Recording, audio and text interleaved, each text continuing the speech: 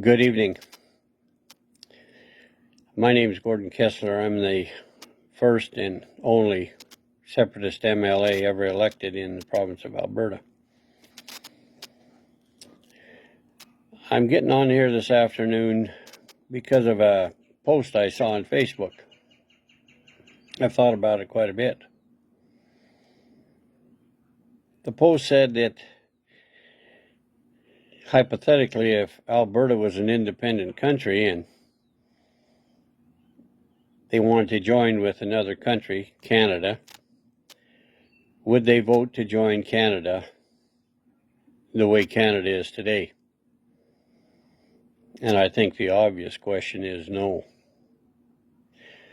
So if you wouldn't vote to be a part of Canada if you had the opportunity and if you were an independent nation, why would you vote to stay in Canada when you know it's to your detriment?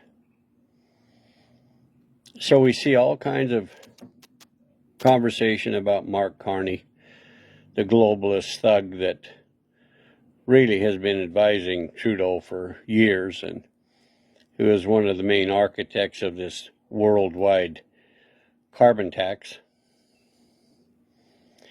The man's a narcissist. He's a liar. He's a thief. The only concern that Mark Carney has is destroying Canada, just like he's destroyed everything else he was ever a part of. Even the former Prime Minister of Britain has warned Canadians that Mark Carney is only concerned about Mark Carney, and everywhere he goes, he leaves a trail of destruction. So that being said, I know that you all have hope that Pierre will become your next Prime Minister. There may not even be an election with Mark Carney, because Mark Carney is a globalist who wants to dictate to you what your future will be. Remember his philosophy, just like Klaus Schwab. You will own nothing and you will be happy. Take the time to research this international thug. Find out what he really stands for and the things he's advocated. Probably one of the most dangerous men on the planet.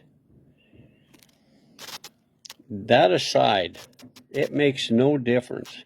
And I keep reiterating this because somehow,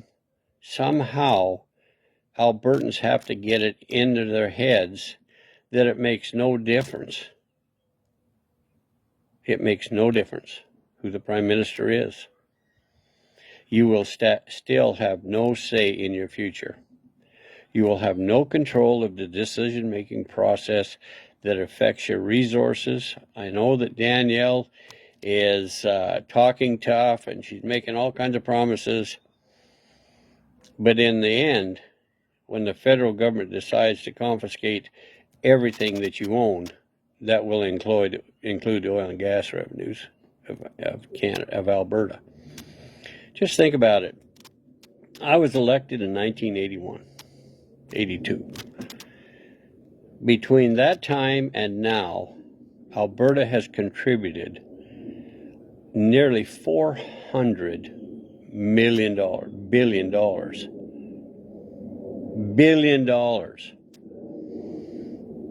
to the federal coffers. 50% of that went to Quebec. The next highest number was Ontario. How long are we going to suffer at the hands of the federal policies of equalization?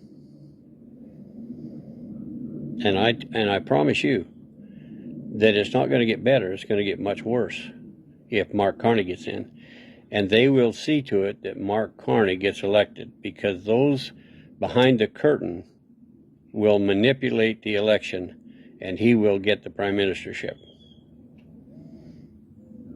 We know that there has been manipulation in the federal election process already, because it came out that China has had an influence on the elections, and the Chinese they love Mark Carney. He's right down their alley. And so you know they're going to be involved in it as well as the World Economic Forum.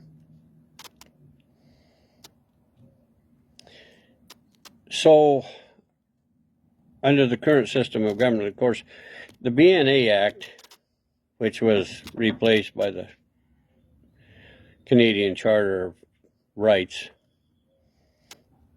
which is subject to the notwithstanding clause, and the notwithstanding clause comes right at the very end of the Charter of Rights, and in it, it just simply says that all of these rights are subject to whether the government wants you to have them, and if the government decides you can't have any of those rights, they're going to take them away from you. That's what the notwithstanding clause says.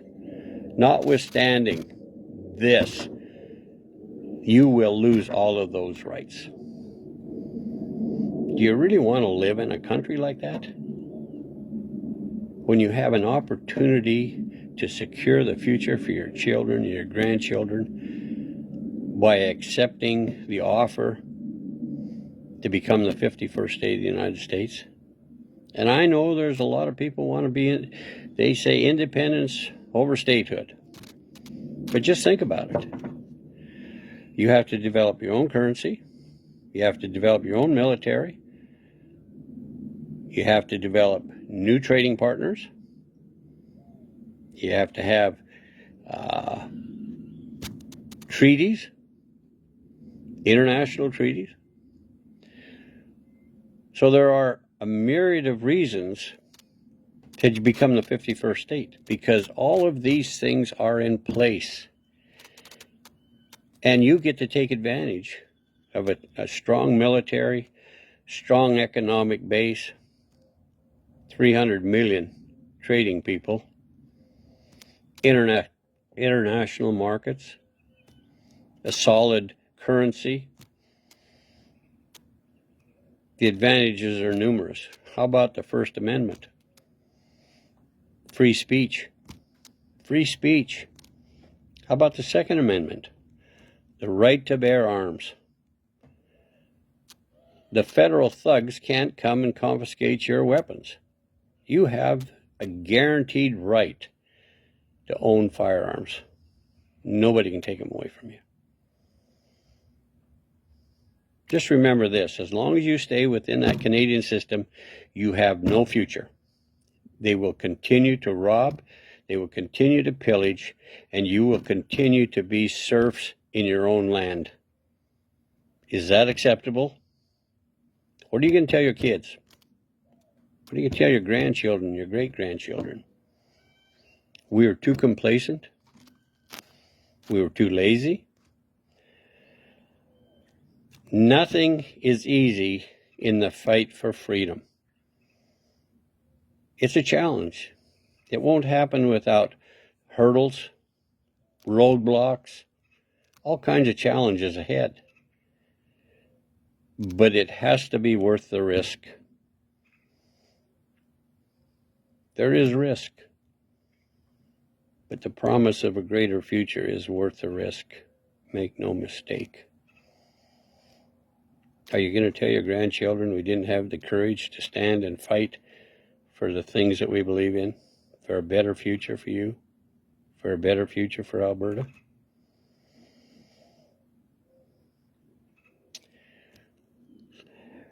If you're in doubt, study history.